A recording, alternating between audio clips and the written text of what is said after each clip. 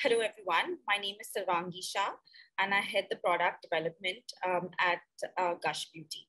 So Gush Beauty is a new age Gen Z focused beauty brand. So if you're living under a rock and haven't heard about us, it's the latest brand to follow on Instagram. It's got some really exciting products, and I head all the product development that happens there, as well as the COO. So look at all the other aspects of the supply chain. So innovation is actually a very close to my heart conversation or a topic, right?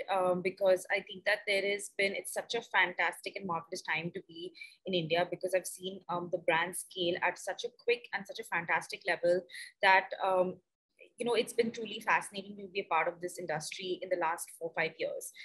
So been in the industry for the time that I have.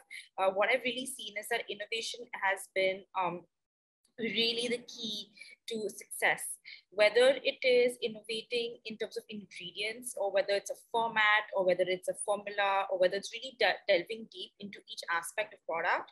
I think that it's been constantly evolving, right?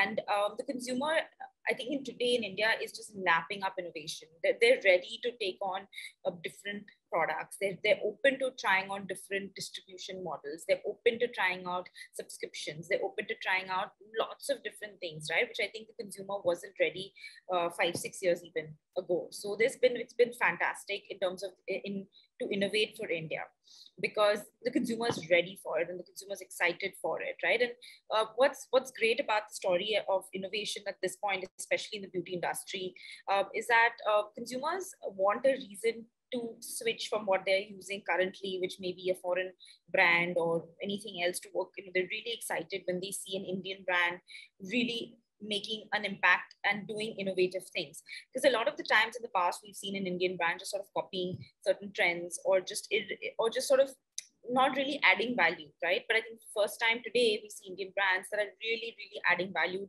on each step to the customer, and the customers really, really appreciating that.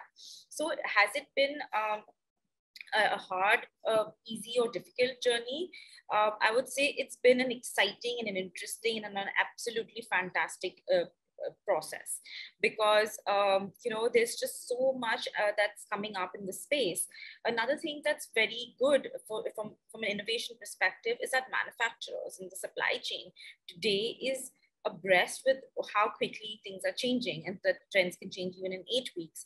So you're able to give that product in that speed to your customers. So even from conceptualization, which is one part of the story, but actually to realization, which is working with right manufacturers, whether it be globally or here, they are able to do that today. So it's been a fantastically exciting journey. This is when we set out to launch Gush, we wanted to create a beauty brand that was truly, truly offering a very exciting and very joyful experience to its customers. What we felt is that makeup had become this really intense, with 14 steps and like baking and contouring and like doing so much stuff to your face, that it had just become complicated and had taken away the joy. Like I remember peers telling me that I don't want to go for this because I don't want to do this entire makeup process right now, and I have to because everyone's doing it. So what we really wanted is to create products that were simple, easy to use, break free from that clutter, but were at the same time gave back that joy to the consumer, right? Like spoke to the child within every girl or boy for that matter. So we wanted our products to be very simple, efficacious, very exciting. So we were always big on packaging. We always felt that packaging was the heart of what we wanted to do and offer our consumers. So again, these were very, very close to us aspects of our brand.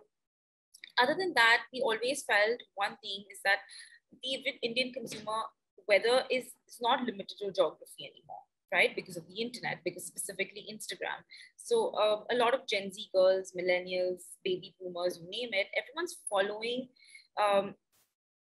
global trends, just global at large, right? You can follow an Instagram, an influencer from anywhere in the world, or a content creator from anywhere, and you may resonate or connect with whatever topic that she's talking about. So what we felt is that our products weren't made for a certain target audience, or they weren't made for a certain age. It was for a psychographic. And that psychographic was a girl or a woman or a boy who just wanted more out of their makeup, right? Who just wanted to have fun with their makeup, who wanted a more less transactional relationship with their makeup, but a more interesting and exciting relationship with their product. So that's one of the things that we really, really felt was missing in the current Indian market space, right? If either the makeup was too intimidating, like sometimes you walk into certain stores and they're very intimidating experiences. And we didn't want to do that to our customer. We wanted to be fun, friendly, passionate, like your friend, right? At the same time, but a friend who just maybe knows a little bit about makeup. So we always wanted to be that kind of a brand. And another thing that we really felt was offering our, and the other thing that ties in with this is offering the consumer an international experience. So whether, I remember a couple of years ago, maybe even, the Indian consumer wasn't ready for taking on, say, spending too much on a packaging or spending too much on anything else. But I think that today they are. So we wanted to offer them a world-class experience. Like, you've traveled the world, you're on Instagram following global trends. Why not have an Indian brand that is giving you the best of all of this at a pocket-friendly prices? Social media, we've always felt that it was to keep it fun, fresh, exciting, just conversational, right? And you reach out to as many girls as who wanted to. We have something called the Gush Girls. At Gush, we speak to girls that are not just content creators, but just someone that likes makeup and doesn't mind taking a very nice aesthetic picture.